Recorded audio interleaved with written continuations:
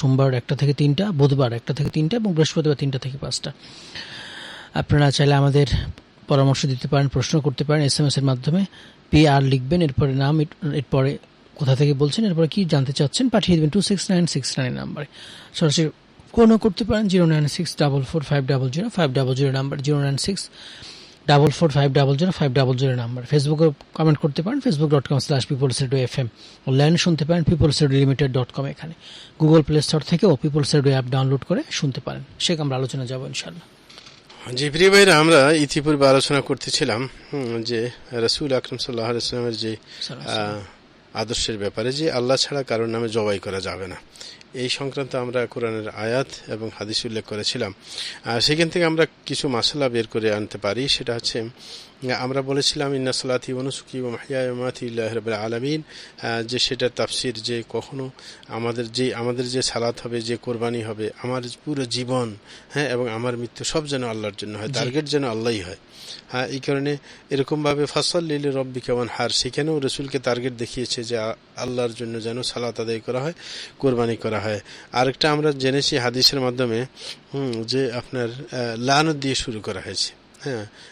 কোরবানি যে আল্লাহ ছাড়া অন্য কারোর নামে করে তাকে লানত দিয়ে হাদিসটা, যদিও 4টা অংশ ছিল হাদিসের মধ্যে, সর্বপ্রথম উল্লেখ করা হয়েছে যারা আল্লাহ ছাড়া কারোর নামে কোরবানি করে তাদের প্রতি লানত। তাইলে আমরা এটার ভয়ঙ্করতা বুঝতে পারি যে এটা কত ভয়ঙ্কর।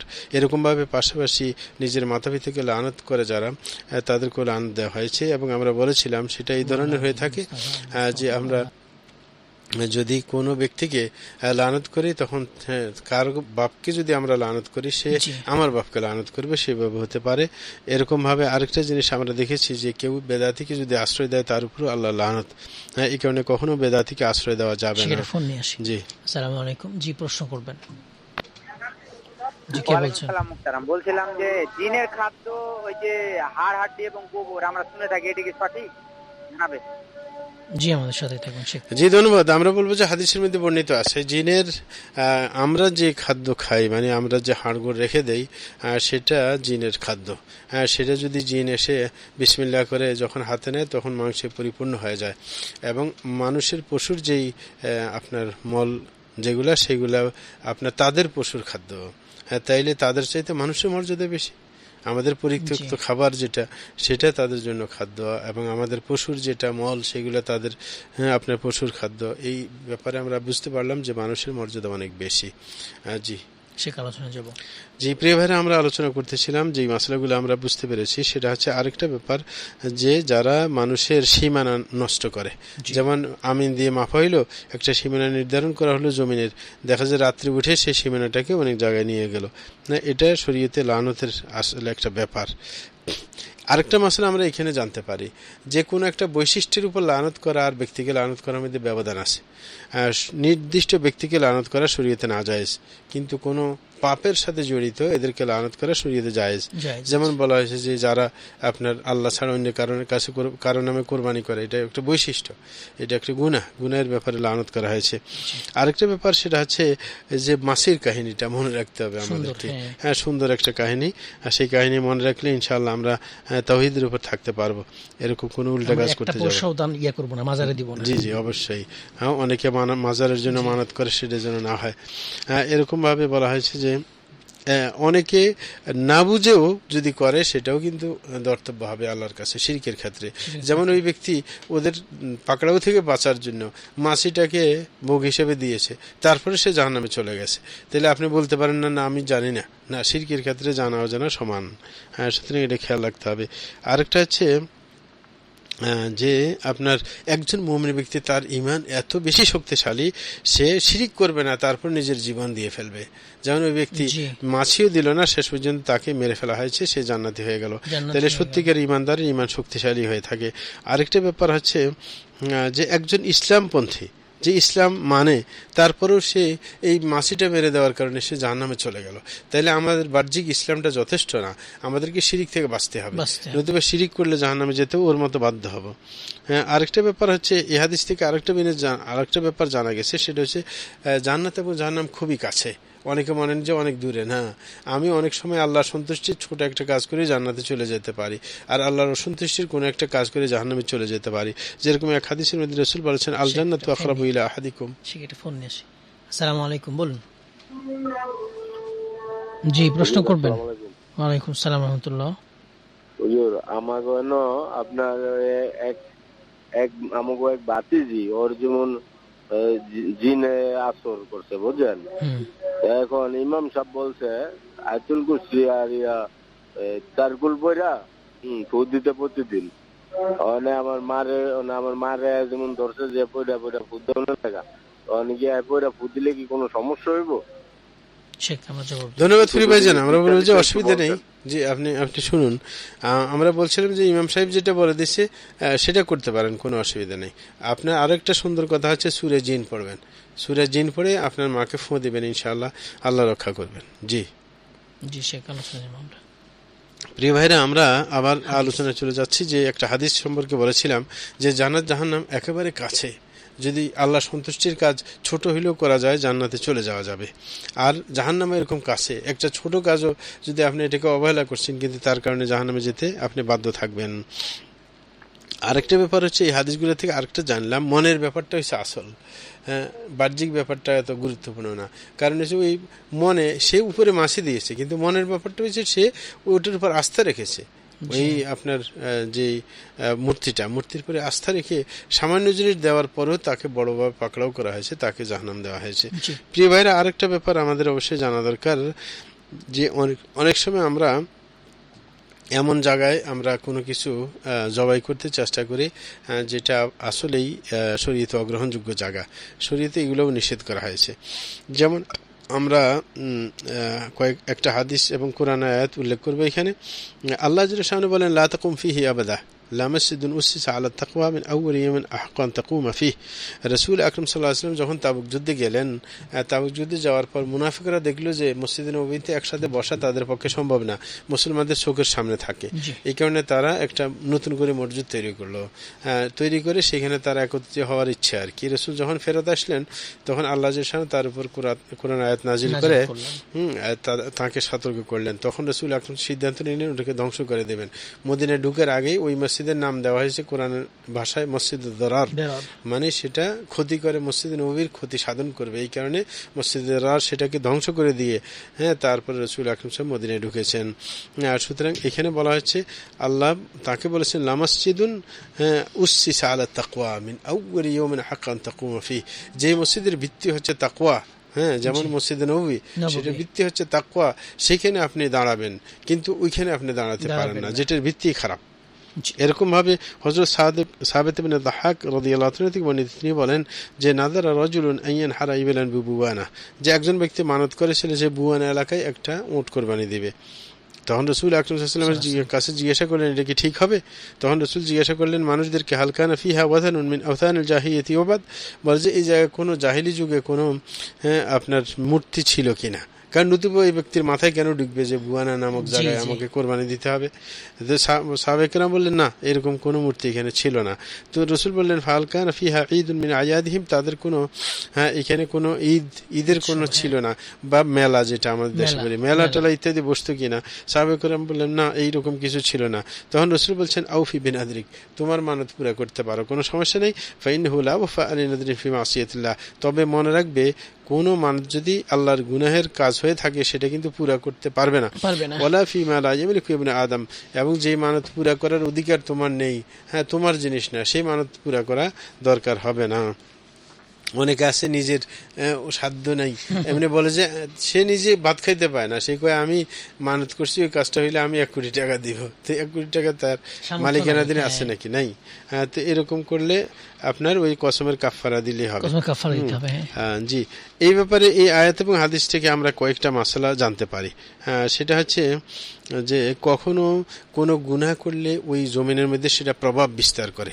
নতুবা রাসূল কেন জিজ্ঞাসা করলেন যে এখানে কোনো মূর্তি ছিল কিনা, এখানে কোনো আপনার পূজার চর্চা ছিল কিনা, মেলা ছিল কিনা। তাইলে দেখা যায় যে কোনো এলাকায় যদি পাপের এলাকা হয় সেটা কিন্তু ওই জায়গার মধ্যে প্রভাব বিস্তার করে। এই কারণে সেখানে অবস্থান করা নিষেধ, পাপের এলাকাগুলোতে যাওয়া নিষেধ। এরকম ভাবে আরেকটা মাসলা আমরা জানতে পারি সেটা হচ্ছে মুফতি সাহেব তিনি ফতুয়া দেওয়ার আগে বিস্তারিত জানার চেষ্টা করবেন। যেমন রসুল আকরাম সাল্লাল্লাহু আলাইহি ওয়াসাল্লাম জিজ্ঞাসা করছিলেন এ জায়গায় কোনো মূর্তি ছিল কিনা, এ জায়গায় কোনো মেলা ছিল কিনা। এই কারণে কোনো মুফতি সাহেব ফতুয়া দেওয়ার সময় ভালো করে বুঝে শুনে তারপরে ফতুয়া দিবেন। হুট করে ফতুয়া দেওয়া এটা ঠিক না। হ্যাঁ, আরেকটা ব্যাপার আমরা জানতে পারি, সেটা হচ্ছে কোনো এলাকা যদি হঠাৎ করে মনে আসে আমি এই এলাকায় এই কাজটা করব, এটা নাজায়েজ না যতক্ষণ পর্যন্ত হারাম কোনো কিছু প্রমাণিত না হয়। যেমন বুয়ানা, ওই বেচারা মাথায় আসছে বুয়ানায় একটা উট জবাই দিবে। এখন রসুল জিজ্ঞাসা করলেন যে আর কোনো সমস্যা নেই, তখন বলছে ঠিক আছে দাও, তুমি যখন এইভাবে মানত করলে তখন ওইভাবে আদায় করো। হ্যাঁ, ঠিক না? এই কারণে মানত যেভাবে করবে সেইভাবে আদায় করা ঠিক, যতক্ষণ পর্যন্ত এর বিপরীতটা প্রমাণিত না হবে। আরেকটা ব্যাপার আমরা জানি যে কোনো এলাকায় যদি মূর্তি থেকেও থাকে, সেই মূর্তি যদি এখন না থাকে সেইখানেও কিন্তু কোনো কাজ করা যাবে না। হ্যাঁ, এটা অবশ্যই খেয়াল রাখতে হবে। এরকম ভাবে কোনো মেলা যদি কোথায় চলছিল এখন বর্তমানে চলে না, সেই জায়গায়ও কোনো নেকের কাজ করা বা মানত করা সেটা জায়েজ হবে না। আরেকটা হচ্ছে আপনার ওই কোনো মানত যদি কেউ এরকম জায়গার ব্যাপারে করে, হ্যাঁ, তাহলে সেই মানতটা আদায় করা বাধ্যতামূলক নয়। কেউ যদি এরকম মেলার জায়গা, মূর্তি পূজার জায়গা। জি, আসসালামু আলাইকুম, বলুন। আসসালামু আলাইকুম, হুজুর ভালো আছেন? আসসালাম, আলহামদুলিল্লাহ। অনুষ্ঠানটা তো আগে তো বৃহস্পতিবার আর বুধবার হতো, এখন 5 দিন হচ্ছে, কি করে একটু বলবেন?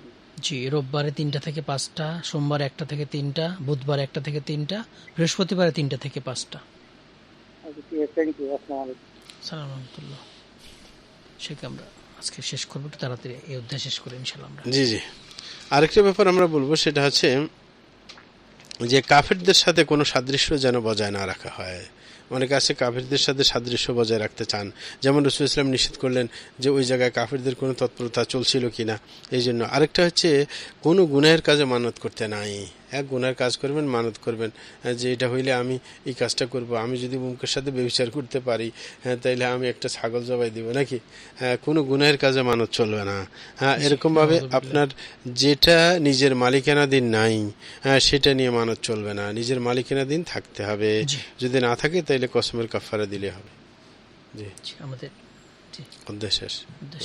জি, মোটামুটি শেখ, আজকে আমরা আলোচনা শেষ করি ইনশাল্লাহ। আগামীকালকে ইনশাল্লাহ আবার এখান থেকে পরে অধ্যায় থেকে আলোচনা শুরু করব। যদি কিছু বলতে চান দুই একটা কথা। ইনশাআল্লাহ আমরা বলবো যে আমরা এতক্ষণ যেটা বলছিলাম যে ফোন আছে, নিয়ে শেষ, সর্বশেষ ফোন। আসসালামু আলাইকুম, বলুন। বলছিলাম যে প্রতিদিন সন্ধ্যা 7টার দিকে মাওলানা গোলাম কিবরিয়া বসছেন, এখন কি আর তিনি মাহফিল করেন না? আমার জানা নেই, সেটা আমার জানা নেই। জি শেখ। জি প্রিয় ভাইরা, আমরা যে আজকে আলোচনা করতেছিলাম সেখানে আপনার বিশেষ করে আমরা তাগিদ দিয়েছিলাম যে আমরা তাওহীদের উপর নিজকে প্রতিষ্ঠিত করার চেষ্টা করব।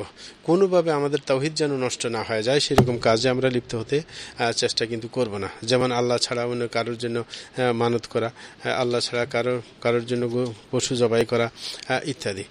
এরকমভাবে যত শিরকের ধরন আছে দুনিয়ার বুকে, কোনো শিরক, যেমন আমাদের দেশে বেশি শিরক হয় কিন্তু মাজার ইত্যাদি নিয়ে।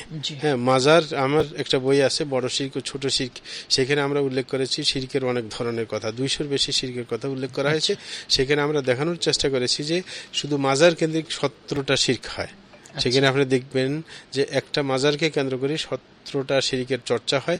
সুতরাং কোন শিরকের আড্ডাখানা, এটা বলা যেতে পারে শিরকের আড্ডাখানা। এই কারণে মাজারকে তৈরি করতে চেষ্টা করবেন না। যেমন যে নুরা পাগলার মাজার বানানোর চেষ্টা চলছিল, এরকম নতুন নতুন কোনো মাজার চলবে না। আর যে মাজারগুলো আছে যেখানে শিরকের চর্চা হয় সেই মাজারগুলোকে রাষ্ট্রের দায়িত্ব সেগুলোকে পাহারাদারি করা, সেগুলোতে যেন কোনো শিরকের চর্চা না হতে পারে। হযরত ওমর ফারুক রাদিয়াল্লাহু তাআলা আনহু তিনি যখন দেখলেন রাসূল আকরাম সাল্লাল্লাহু আলাইহি ওয়াসাল্লাম যখন বায়াত রিদওয়ানের সময় এক গাছের নিচে রাসূল আকরাম বসছিলেন এবং সেখানে বায়াত করছিলেন, যেটাকে বায়াত রিদওয়ান বলা হয়। আর সেইখানে রাসূল ইসলামের গাছের নিচে বায়াত করার কারণে পরবর্তীতে ওনার যুগে এসে উনি দেখলেন যে অনেক মানুষই গাছের নিচে নামাজ পড়ে বরকত হাসিল করতে যায়। হ্যাঁ, তখন হযরত ওমর ফারুক রাদিয়াল্লাহু তাআলা অর্ডার করলেন এই গাছটাকে উপড়ে ফেলার জন্য। একেবারে গোড়া থেকে উপড়ে ফেলে তারপরে গাছ জ্বালিয়ে দেওয়া হলো। যেন মানুষ আর এখানে না শিরক আসে, করতে না বরকত পারে, হাসিল না হ্যাঁ। করতে পারে। সুতরাং আমাদের প্রত্যেক প্রশাসনের দায়িত্ব যেখানে যেখানে শিরকের আড্ডাখানা আছে সেগুলোকে বন্ধ করে দেওয়া, কিন্তু আবার হটকারিতে দেখাতে যাব না। যেরকম নুরা পাগলার ব্যাপারে করা হয়েছে, জি, জি। তার বডি উপরে উঠিয়ে এনে জ্বালিয়ে দেওয়া হয়েছে, এটা একবার হটকারিতা, সেরকম করতে যাব না। প্রশাসন পাহারাদারি করবে যেন কোনো জায়গায় আপনার শিরকের চর্চা না হয়, কারণ শিরকের চর্চা হইলে সেখানে আল্লাহর অভিশাপ নামবে, সেখানে কোনো মানুষ কল্যাণের উপর থাকতে পারবে না। এই কারণে আমরা প্রত্যেকে তাওহীদের পাহারাদার হয়ে যাব এবং শিরিক থেকে মানুষকে দূরে সরানোর জন্য আমরা নিজেদের দাওয়াতের মাধ্যমে তাদেরকে সতর্ক সচেতন করার চেষ্টা করবো ইনশাআল্লাহ। তাহলে আমাদের এই দেশ তাওহীদের দেশ হবে এবং এখানে বরকত নাজিল হবে। যেরকম আরব দেশে কিন্তু আপনার শিরকের চর্চা ছিল, কিন্তু মুহাম্মদ বিন আব্দুল ওয়াহাব রাহিমাহুল্লাহ এসে যখন শিরিককে বিতাড়ন করেছে, তাওহীদ যখন প্রতিষ্ঠা করেছে, তখন সেইখানে খনিজ দ্রব্য দেখা গেছে এবং আজ পর্যন্ত তারা ধনী রাষ্ট্র হিসেবে বিশ্বের মধ্যে আপনার আছে এখনো, হ্যাঁ, পরিচিত। সুতরাং আমরা বলবো যে আমরাও তাওহীদকে প্রতিষ্ঠা করি। আমাদের দেশেও অনেক খনিজ দ্রব্য আছে, সেগুলো উত্তোলন করার এখনো সুযোগ হয় নাই। আল্লাহ জাল্লা শানু সেই সুযোগ করে দেবেন যদি আমরা তাওহীদকে বাস্তবায়ন করতে পারি ইনশাআল্লাহ।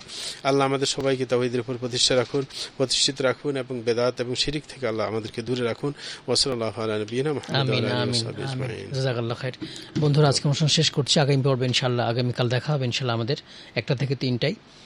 সে পর্যন্ত আল্লাহ তাআলা আমাদের ভালো রাখুন, সুস্থ রাখুন, সুন্দর রাখুন, আমিন। আপনার অনুষ্ঠান শুনবেন রোববার 3টা থেকে 5টা, সোমবার 1টা থেকে 3টা, বুধবার 1টা থেকে 3টা এবং বৃহস্পতি 3টা থেকে 5টা। আমিন। আসসালামু আলাইকুম ওয়া রাহমাতুল্লাহি ওয়া বারাকাতুহু।